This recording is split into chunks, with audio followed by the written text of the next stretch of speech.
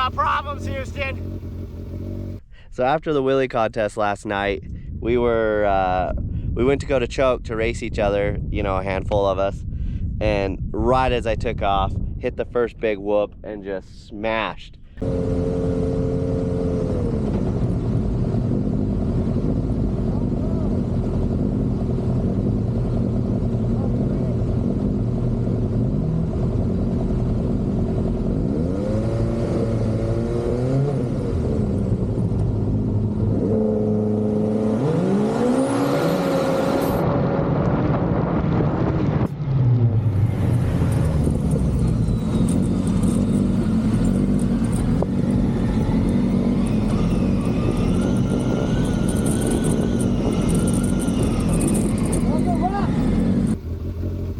We got problems, Houston. Got the flow, whoa, whoa, wiggle, wiggle, wiggle, wiggle, yeah, they wiggle, wiggle, wiggle, but I'm thinking about riding my body. Ain't no one changed my mind. I'ma do it till I wanna just deter. I've been cursed with this lesson. I will not deter. Riding is my purpose, boy. I'm sure that you can turn.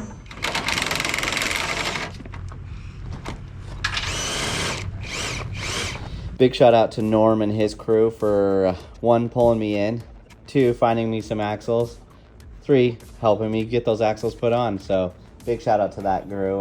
Thank you guys. Well, we got some new axles on her. Broke both axles. We just got them put in this morning, so got the fresh new axles. So we'll go out, warm them up. We just got to warm them up a couple times, cool them down. So I'll do that a couple times, and then maybe this evening we'll try to run some people and race some people. I mean, still gonna race, even though she's not probably their fastest ever, but it's still just fun. It's all for fun. So here we go. All right, everybody. So I've had a lot of people reach out and they want me to do a walk around of my car. I did it at the very beginning, but there's been some other stuff put on it since.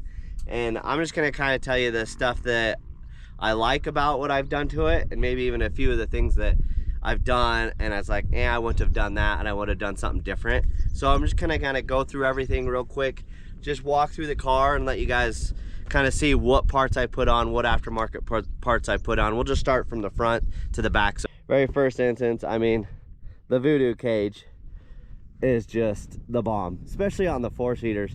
I mean, they look really good on the 2-seaters, I will say too also, but the 4-seaters, it's hard to beat that Voodoo cage in the 4-seater. I think it's a really good looking cage. I really wasn't that big of a guy on doing a cage, but it changed the look of the car big time. Obviously the wrap, we did that from Gator wraps. It's gotten pretty chewed up and torn up from things, but looks good too. So I went with Gator wraps on the wrap.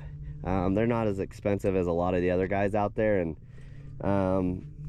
good or bad, I don't know. I don't know. I've never done a wrap before, so I wouldn't know if they're worse or better, but I kind of went on the cheaper route because I didn't really care, because I knew it was going to get peckled to death. I knew it was just going to get, you know, pretty roughed up, so I wasn't too concerned on that. But from the front here, I would say we got the Novesight lights on here. They reached out to me and I was like, sure, you know, I didn't know anything about them. I've put them on and the stuff is actually built pretty well. So I think, you know, for the bang for the buck, the Novesight lights are really good lights. And so that's what I've put on there.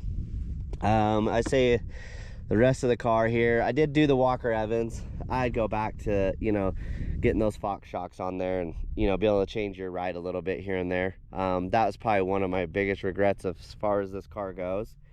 Now I'm almost wanting a 2-seater, so now I'm almost regretting the 4-seater, but I have enjoyed this 4-seater and it's been a good car. Next thing on here is I do have the Hostile wheels. A big fan of the Hostile wheels for a couple reasons. One, they're really cool guys. I like Mike at Hostile, but also their wheels look good and they're lightweight, but they're not like so light that they're breaking or anything like that. And so, I mean, I would buy Hostile wheels over and over. The SS360s is what I have on the front. My only regret is I didn't comp cut them. I should have comp cut them, but I already had them from my other car, and my other car was not a fast car, so I wasn't you know, trying to get aggressive with the power and the speed and trying to make things light. But that is one thing I would do, is I would comp cut those, or I'm honestly a big fan of the SDSs from Packard.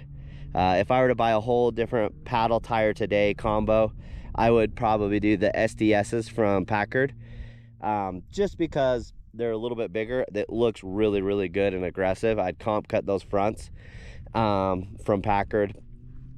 The rears, I do have the STU 1650s on here. They are a great paddle. I mean, a lot of people are moving to that Blaster Pro, and it's pretty much what I would recommend, is going on a Blaster Pro with the big power. But these 1650s are really sweet too. So you get a little bit more slide with the 1650s, but I think you get a little bit more dig with that Blaster Pro. But cost, you know, and they're both kind of on the higher end of side. So I'd either do this, if it was my opinion, on a big power car, I'd do either the 1650s. The only thing is I'd like it to be a taller tire, so I'd just do the Blaster Pro at this point. And then I would do or I would do the Packard with the HO 34s. Those are huge. They're big paddles, and we have measured. They measure pretty similar to the same as the Blaster, other than you know, some people say it has a little bit more give, and so that's the nice thing about STU, is there's not as much give in that paddle supposedly. So, and it, to me, it seems correct, so from what I've seen. Then I got my 5 bags here, from a cooler bag to wrench and bag.